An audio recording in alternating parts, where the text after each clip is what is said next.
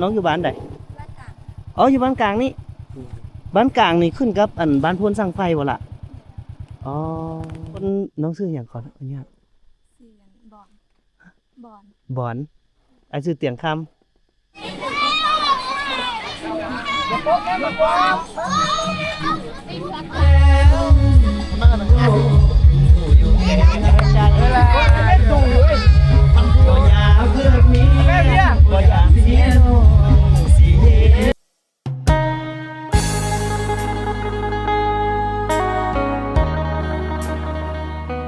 ออกจากโซนสร้างไฟเป็นน้องกะในคนดูเล็กน้อยจากหมู่บ้านนี้เนาะหมู่บ้านนี้ก็น่าจะตั้งโดนเติมแล้วแหละเพราะว่ามันจะมีธาตุมีวัด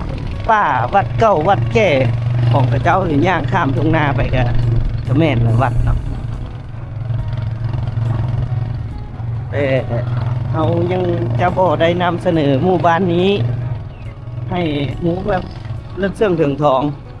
ก็บอกเป็นอย่างเนาะเอาไว้โอกาสหน้าเดี๋ยวจะทำสมาทำเสนอให้น้องได้รับทราบข้อมูลตรงกันว่าบ้านนี้เป็นยังไงกำลังสร้างเงินเวลาจนเบิดเลยเนี่ยนะแถวนี้ก็จะสร้างเงินเวลาโอ้คนขยายบ้านเขาพัฒนาหลายเนาะบ่ทุกเนาะพัฒนาขึ้นหลายแห่งเลยจากในเมื่อก่อนเพื่อจะออกมาพุกเงินอยู่แคมทางรอท่าเส้นทางที่มีโครงการเฮ็ดมาหมู่บ้านเจ้าผ่านหมู่บ้านเจ้าคือประมาณจะได้เส้นทางดับเดียวทางนี้จะเป็นบ้านน้อยก็แล้วเนาะนี่เนาะมีอีกบ้านนึงอีกเลยน้องสมคุ้มขายเครื่องตีอย่างเจ้าก็ซื้อน้ำมันมาขายไว้ก็ดีแล้วที่เขาจะมีบริการเลือกซื้อกันร้านค้าหลายขนาดเลยรู้สึกว่าร้านค้าร้านขายหลายแห่งบ้านหน้ากาก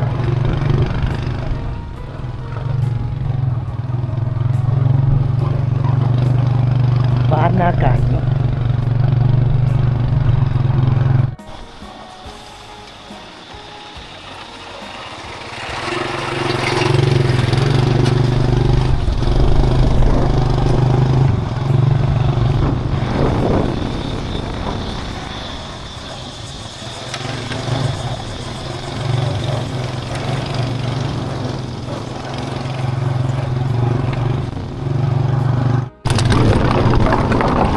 ห้วยวัดสวยห้วยสวยนี่แหละน้ำสวยใกล้ชิฮอดแล้วพี่น้องเลยใกล้ชิฮอดบ้านสวยแล้ว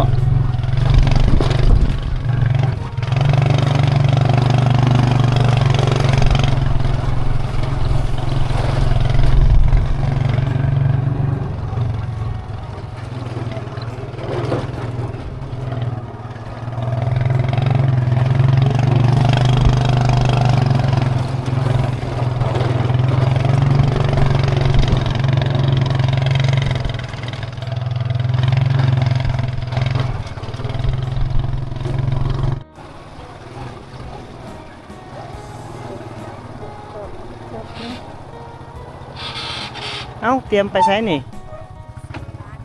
เมื่อบ้านน้องอยู่บ้านใดอ๋ออยู่บ้านกลางนี่บ้านกลางนี่ขึ้นกับบ้านพวนสร้างไฟบ่ล่ะอ๋อมาแต่ไสบ้านสวยบุญบ่เป็นอะไรบุญคนหลายบ่อันนั้นน้องบ่เลยว่ามันไผลูกหลานคิดว่าได้คิดก่อนน้องชื่ออย่างก่อนอันนี้บอนไอ้ชื่อเตียงคำเคยเห็นผ่านตาอยู่บ่เคยเห็นอยู่ปกติน้องอยู่บ้านบ่ล่ะเราไปเฮ็ดเวียกแต่ว่าสงกรานต์เราส่วนหลายละคนมาเนาะท่าเผยใส่นี่ท่ามูมาเอาสวัสดีน้องบอลเนาะไอ้เตียงคำเดินหลายเทื่อจังแวะลิ้นบ้านกลางเนาะแต่ถ้าจังหวะดินกลางเอาไปก่อน เบามาตะลุคนหลายอยู่บ่อยู่พุ่นน่ะโอเค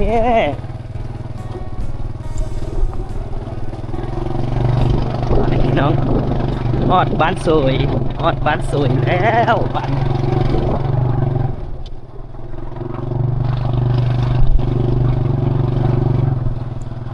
เมืองหลังนี้ก็บ่ธรรมดา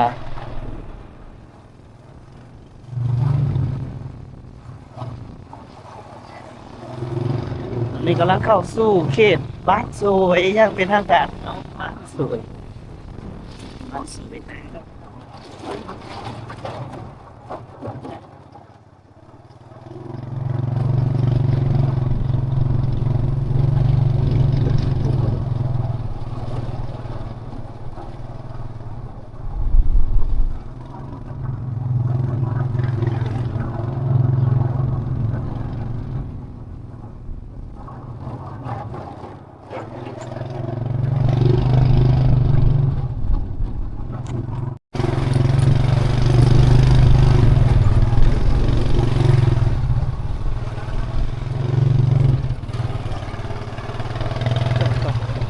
เจ้าให้เนี่ย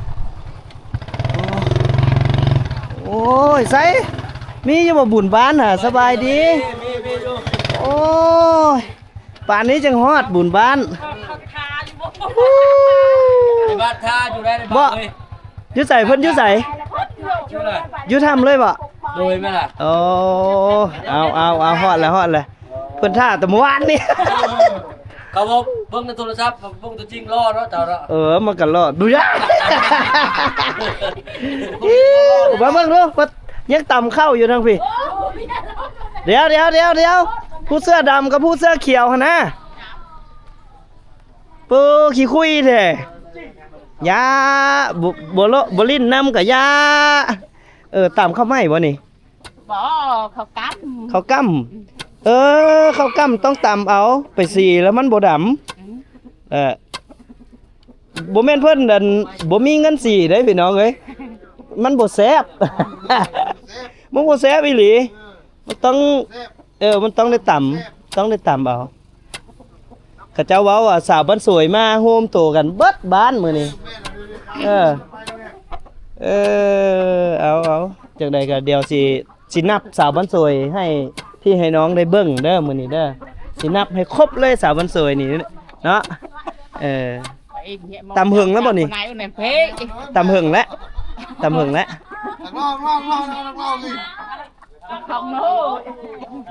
เฮ็ดจักชั่วโมงเลยนี่ฮะวันวัฒนาลูกเบอร์ไหนหนูอยากหลับเลยหนู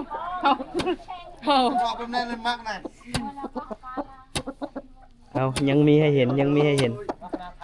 การตำเข้าวิถีชีวิตของชาวบ้านตะกี้ก็คือแต่สมัยบ่มีไฟฟ้านี่ก็แม่นตำเอาไปสิล่ะบ่ได้ใส่คกมองเอาเนาะคกเหยียบหั่นน่ะบ่มีบ่ใส่เนาะ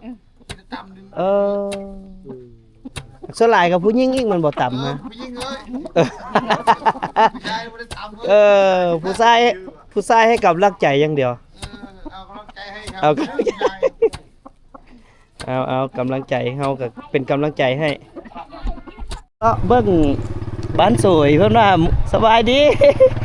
มื้อนี้รู้สึกว่าผู้บ่าวผู้สาวนี่มาเต็มแล้วล่ะนี่เด็ดติดดอกไม้นี่ผู้สาวบ่ติดให้ฮะแม่นบ่ผู้สาวติดให้เนาะไปมาโปรโมทบ้านน้องว้ายอย่าแล่นมาโอ้ยอย่างว่าแล่นไล่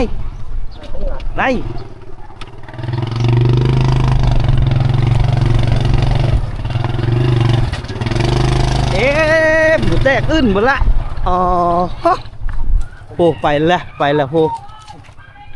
ได้สาวบ้านสวยคือป๊บว่ะ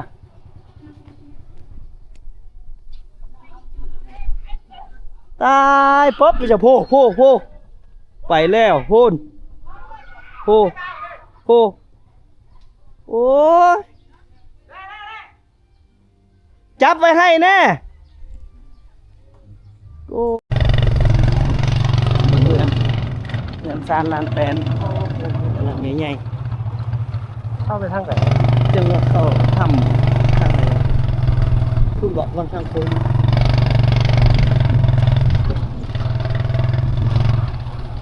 พี่กำลังเห็ดใหม่โอ้พุกใหม่อีกแล้วเนาะ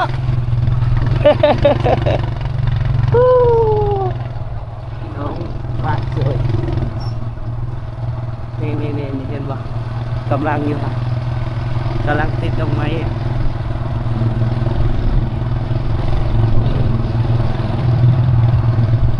เอาจะออกมาติดดิบ่หรือสิพบโอ้โหผู้พบก็มีแล้วบาดนี้เอาพูดเป็นยังไงน่ะผู้พบก็มีเดี๋ยวนี้ก็มีบาทอีกว้าวว้ายได้เอาผู้สาวมาติดได้สิตู่จะติดได้ สามนายนานอ่ะมาเต็ม แห้งอยากเห็นสาวบัดสวยไปนี่ไปนำมา2 คนที่พบมาโอ้มื้อนี้ได้เห็นสาวบัดสวยหลายคนละ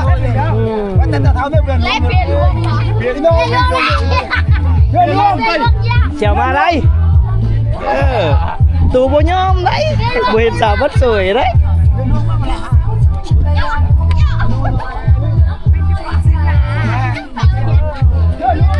ไม่ผู้สาวน้อยๆนี่ก็ยังบ่เอาผัวเนาะเนาะทางหลังเนาะบ่สาวน้อยๆนี่ยังบ่เอาผัวอยู่บ่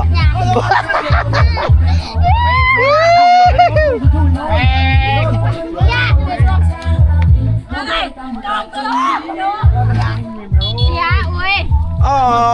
ถ้าแต่เช้าจนแรงเป็นนัวแรงถ้าแต่เช้าจนแรงถ้าแต่แรงจนฮอดค่ำถ้าแต่ค่ำจนฮอดแจ้งอีนางนงโอเคปีใหม่ลำรวยเบิ่งเฮ็ดบุญน้ำก้อนบาทนี่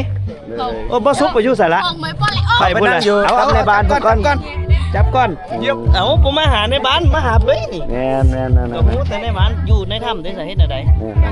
เรียนนั่นเลย แล้วเราบอกในถ้ำอ่ะ แล้วข้างนอกข้างในแล้วมาแล้วเห็นแล้วมาแล้ว มาสิได้ อ้าวคันนะคันไหน เฮ็ดบุญได้จับดีๆนะแม่เอ้ยตะกอนเอาเด้อเฮ็ดทางเฮ็ดจริง จะบอกแม่เอ้ย ขอให้เจ้ามีแฟน 4-5 คน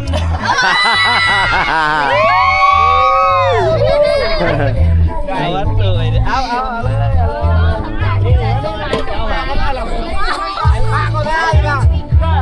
ชักก้อนแม่บอกชักก้อนไปกินลาบ แม่ล่ะ เฮ็ดลืมเฮาบ่ได้เด้ผู้นี้บ่ได้ไปแม่นบ่แม่บ่ได้ไปเท่านั้นเนาะซื้อหยังบัดนี้ ซื้อบุญเด้อ น้องบุญเด้อโสดพร้อมมาเด้มาเบิ่งดูว่าป๊บเป็นหยังฮะโอ้เอามีแต่คนโสดเบิ่งเลยเบิ่งน้องเอาเนี่ยแต่ละนาเอาไปนี่ นี่ได้เบิ่งอายอยู่ทุกคนอยู่เนาะใครเด้เอาสบายดีเด้อบ่ซุปไปอยู่พุ่นแหละมาเดี๋ยวมาเบิ่งทางพี่หน่อยดูเอาได้เฮ็ดบุญเฮ็ดทานน้ำกันมาอยู่วงในบ้านก่อนเชื่อสบายดีมาฮอดบุญบ้านสวยได้สบายดีเอาฮอดแล้วพี่น้องฮอดแล้วโอ้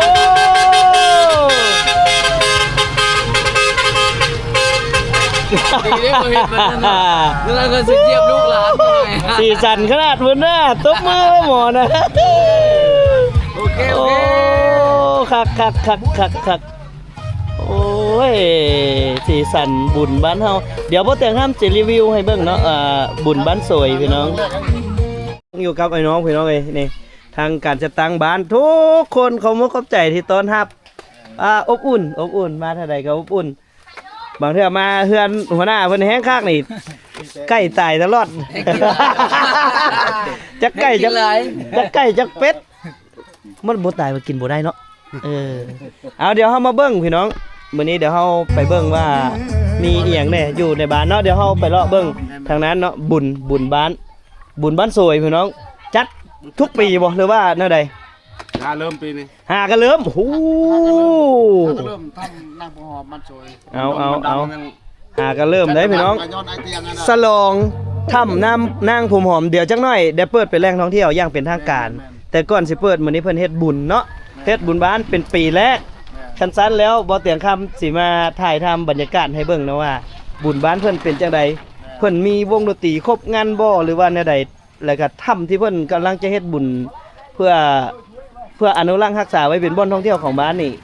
มันเป็นจังไดพัฒนาบ่ใส่เดี๋ยวบ่ได้คำพาให้เบิ่งเนาะพี่น้องเนาะไปเดี๋ยวเฮาไปรอบมันก่อนเด้อ นี่เพื่อนจะมาเที่ยวกับมา3 มื้อ 3 คืน 3 มื้อ 3 คืน เต็ม เอาเริ่มแต่มื้อใดแน่นี่ วันที่10ครับวันที่12 10 11 12เอาจังไดก็ฝากเด้อพี่น้องเด้อเดี๋ยวบ่แต่งข้ามพาไปเบิ่งว่ามีวงดนตรีครบงานนำเนาะ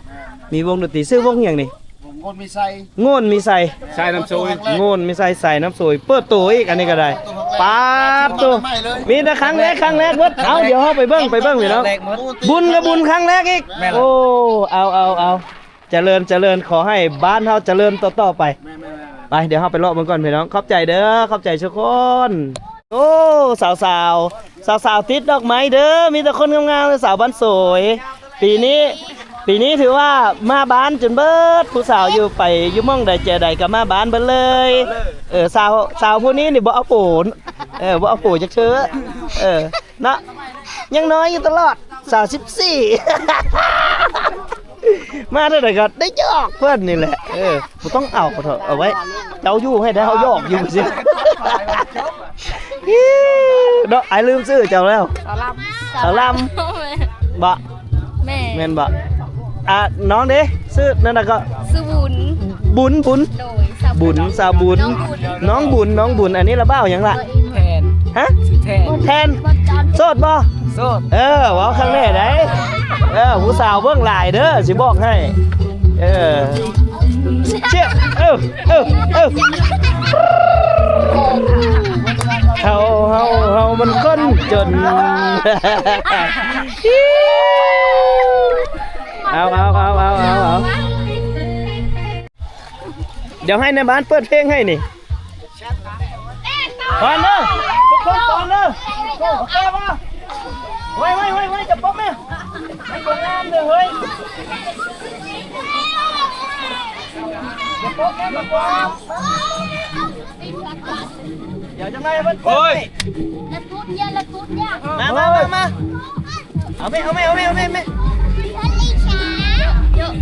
ตอนนั้นเลยก็เลยแ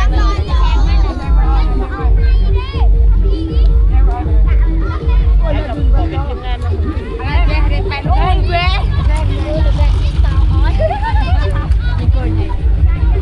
เอาคนเต่าครับโอ้ย เดี๋ยวจะไงเอาไปเบิ่งว่าวงดนตรีเป็นจังไดเนาะกำลังขอเพลงโอ้ยน้องๆละหนีไปละมันบุกรักแล้วตอนนั้นไม่ได้เต็มอยู่กำลังสิม่วนพยายามร้องไงเว้ย ไม่ลั่นลาจริงอย่างโอ้ติดเบียงปีนี้ติดดับแต่บ้านเบียงปีนี้ไอ้หมอนเล่นเลยอะไร ตีนกันเลย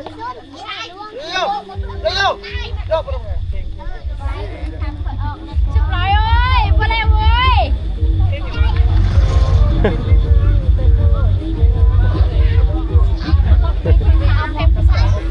โอ้ยแม่นแล้ว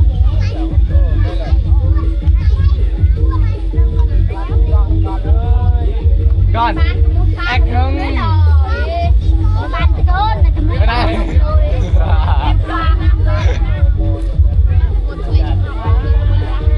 ดูแล้วตาไป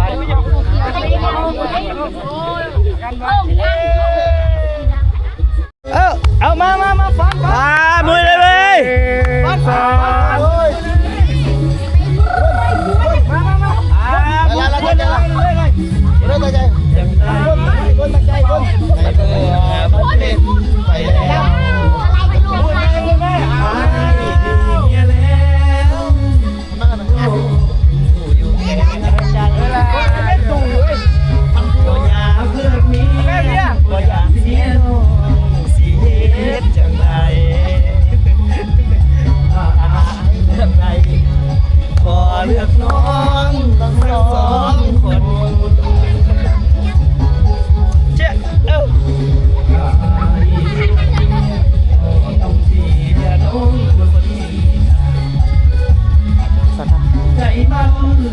ยับขาเลยนี่สำหรับเลย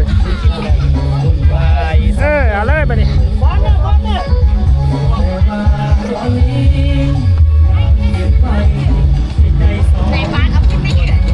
ยับเขาเลยยับเข้าใกล้ๆกันเลยเอาเด้อบัดนี้เอาเต็มที่เลย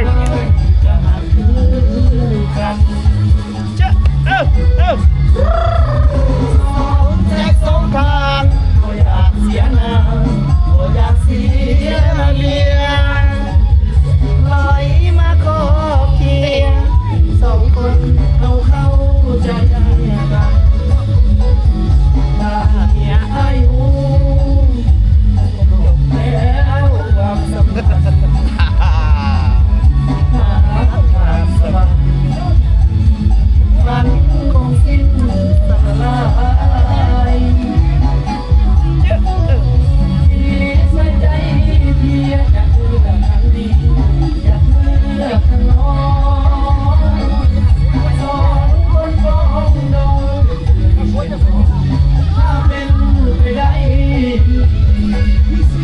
สิลอยเมียมาไปหน้าโน้นบ่ต้องน้อยใจเท่าใดใครก็มาต้องเจ้าเท่านั้น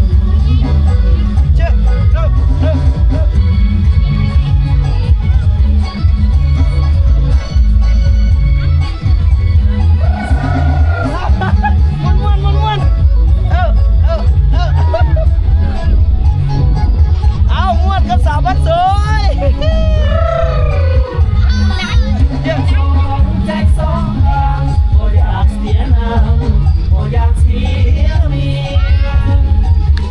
ลอยมาขอเคียงสองคนเราเข้าใจกันถ้าเมียอายุจบแล้วความสัมพันธ์ขาดสะบัดวันคงสิ้นสลายหัวใจเพียอยากเลือกกันเมียอยากเลือกน้องสองคนต้องดองเป็นน้องถ้าเป็นไปได้จะลอยเมียมาไปหาน้องบ่ต้องน้อยใจหากเมียเท่าใดไอ้เจ้ามาของเจ้าเท่านั้น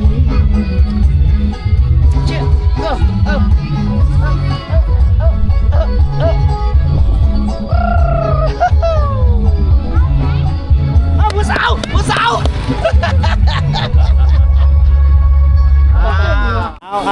เอาทุกคนโอ้บุญบ้านเฮาเด้อขอให้มันหวานแห้งๆขอให้มีคนมาเล่นมาเที่ยวหลายๆ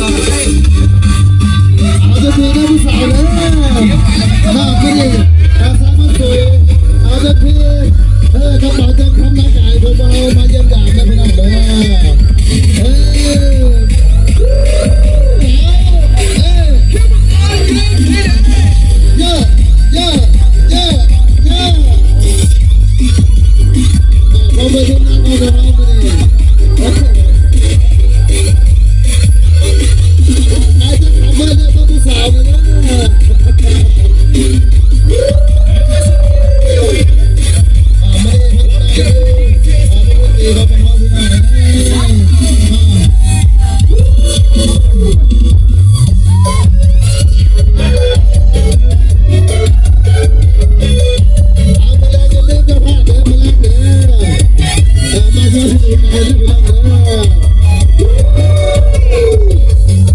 ไปบัตรจะทำเป็นบัตรสวยมันมีกระฟุ้งหลายมีประมาณนั้นเลยอ่ะ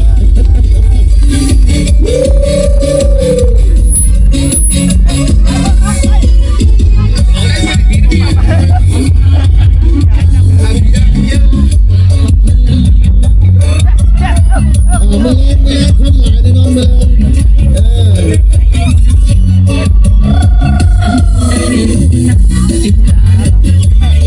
เอาผู้สาวก่อนผู้สาว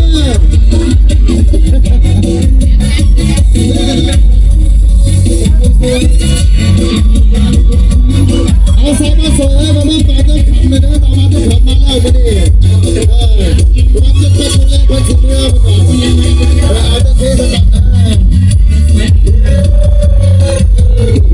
เขาไม่เข้าใจนะปาดจะขำนะ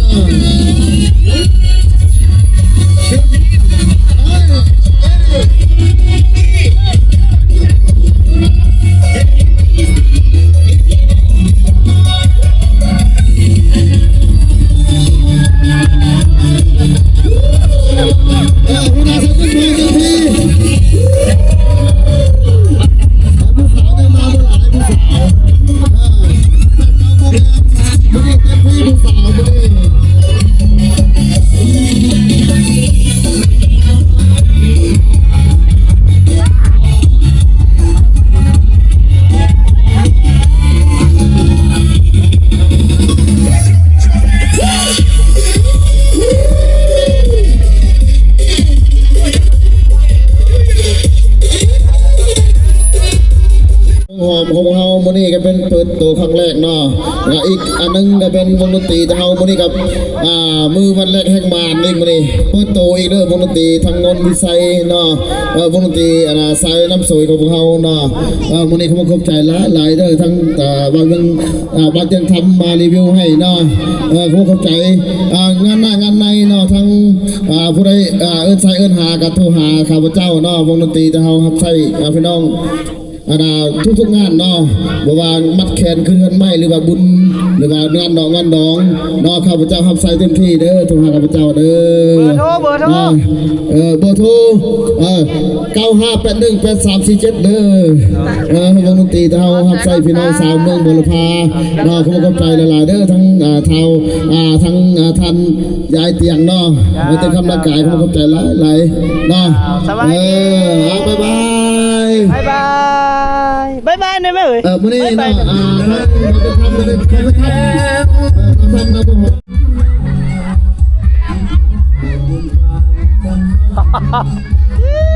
สบายดีมาม้วนๆน้ำการโอ้สบายดีประธานโอ้ป่านนี้จังได้เห็นเพื่อนไหนนี่นายพานได้เกือบบ่เห็นเดียวได้เตียงอย่าถ่ายเอาหมดจะถ่ายเอลคิดคอนี่ถ่ายคลิปนี้จะเสียมันอันนั้นมันรู้สึกว่าอยากคนฮ้อนเนาะถ่ายเอาคิดคอลงมาโอ้ยอย่าโยกเราเถอะอย่าเหาะไปกันเด้อเอานี่นะพี่น้องเส้นทางเข้าไปยังถ้ำมาเบิ่งว่าเส้นทางเข้าถ้ำเพิ่นพัฒนาไปฮอดใส่เดี๋ยวมาเอาตามไปเบิ่งกัน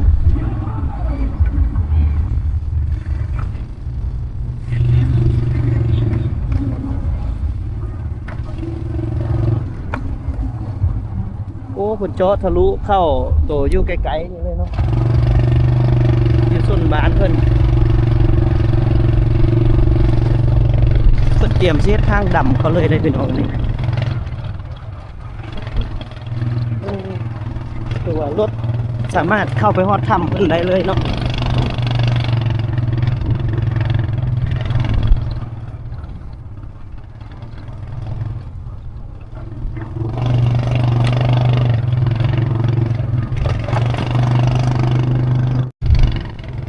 นี่ผ่าทงนาก็ถือว่าเสียสละน้ำกันคือหน้าไผ่ก็ต้องได้สละหน้าน้ำกันว่าเพื่อความพัฒนาของหมู่บ้านใช่ไหม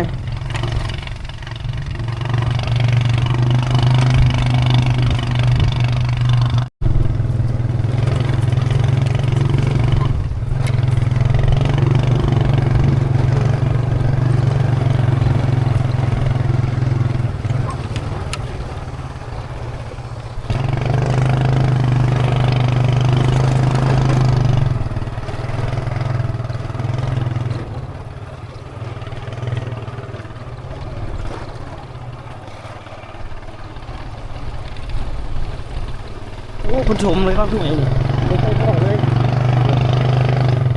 ได้บอกกูเสีย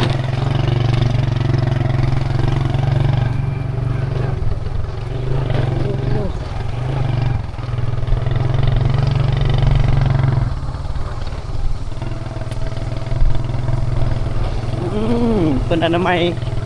เก็บทำความสะอาดกว้างขวางเลยเนาะอ๋อโตแปลกหูแปลกตาเลยแปลกหูแปลกตาเลยเว้ยป้าโตโอ้ดีใจเด้อก ว้างแล้วทานทีอยู่พุ่นเลยอยู่กกหมดพุ่นเลยพุ่นโค้ง ฮะ คือทานทียังกว้างอยู่แต่มันบ่มีงบบุกเบิกไงนะ กกหมดพุ่นเลยพุ่นแล้วแป้งกกติดเป็ดพุ่นนะ ถือว่าปักหลักเรียบร้อยเนาะ ได้หลัก อ่ะปักหลักไว้เรียบร้อยแล้วพี่น้องเอ้ยมีเนื้อที่ที่ว่า ยังทงงบบ่พอดุอัน ยังเขาแต่งบค่อยเฮ็ดค่อยสร้างค่อยไป เดี๋ยวเฮามีบินเฮามีดินแล้วเฮาเฮ็ดบุญปางแรกแล้วก็เดี๋ยวกันยังสิค่อยๆพัฒนาจากการเก็บค่าปีค่าเข้านี่แหละพี่น้องเอ้ยก็อยากให้หลายคนมาเบิ่งมาชมน้ำกันเพื่อจะได้ทุนทอนมาพัฒนาสถานที่ท่องเที่ยวแห่งนี้ให้ได้รับการบูรณะรักษาและก็พัฒนาขึ้นตื่มเพราะว่ามันเป็นสถานที่ท่องเที่ยวทางธรรมชาติที่น่าจะอนุรักษ์และก็พัฒนาได้นะไปเดี๋ยวเฮาขึ้นไปเบิ่งเฮาขึ้นไปเบิ่งเดี๋ยวมาเบิ่งการพัฒนาด้านหน้าถ้ำเนาะการเฮ็ดขั้นใดการพัฒนาของเพิ่นว่า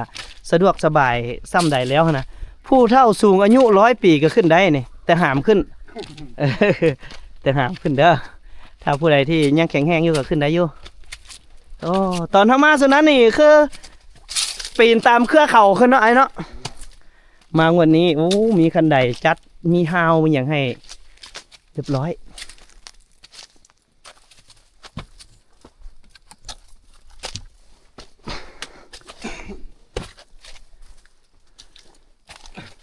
อึ๊บ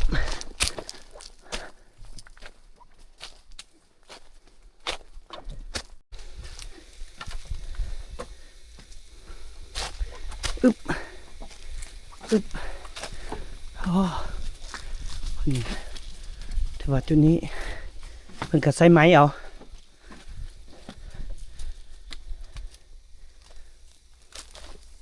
สูงสมควรนะ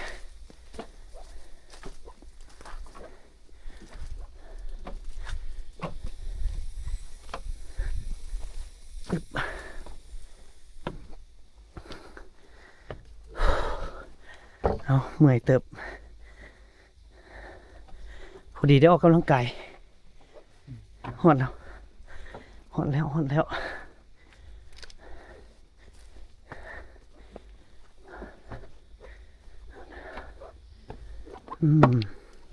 โอ้เฮ็ดกันไดลงแล้วโอ้นี่ทางนี้ก็เฮ็ดกันไดโอ้บ่ลงไปฮอดพุ่นดอก เห็นว่าบ่ลงไปฮอดพุ่นอยู่พี่ละ ได้เห็นแล้ว รอตีนมาก่อน ว้ายอยู่เทิงพี่ละได้ละไอ้โอ้ก็ถือว่าได้รับการพัฒนาหลายสมควรแล้วพี่น้องลงไปฮอดพุ่นถือว่าสะดวกสบายแล้วเนาะจังไดก็ขอเชิญชวนพ่อแม่พี่น้องชาวเมืองบุรพาแล้วก็เมืองใกล้เคียงแขกต่างดาวเท้าต่างแดนสามารถมาได้ละสะดวกเอาเดี๋ยวภาพในถ้ำเดี๋ยวบอแต่งคำเอาให้เบิ่งเพราะว่า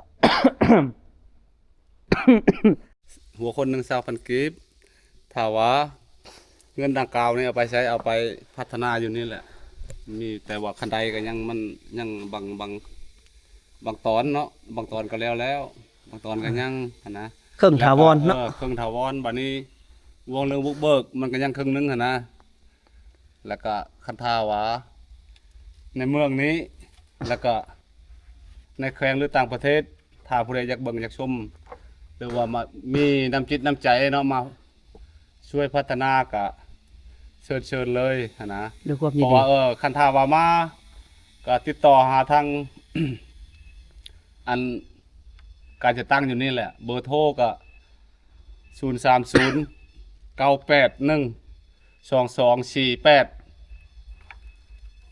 2248 ติดต่อมาซื้อเป็ดไว้ก่อนได้แม่นบ่ โอเค อยากกินเป็ดห่วมสะบานเด้อติดต่อมาโลด ติดต่อมา อยากแจกเครื่องเด็กน้อยเด้อติดต่อมาโลดเนาะ ต่อมา เอา นายบ้านจับทาเด้อ จังใดก็ตามนั้นแหละพี่น้องก็ซอยกันเนาะก็คนหนึง20,000กีบก็ถือว่าบ่หลวงบ่หลายแต่บ่เตียงขอฝากประชาสัมพันธ์ณจุดนี้เลยเนาะว่าเวลาที่เข้ามาถ้ำของพวกเฮาเนาะสิ่งสำคัญก็คือรักษาความสะอาดโดยเฉพาะแม่นสิ่งของที่พวกเฮา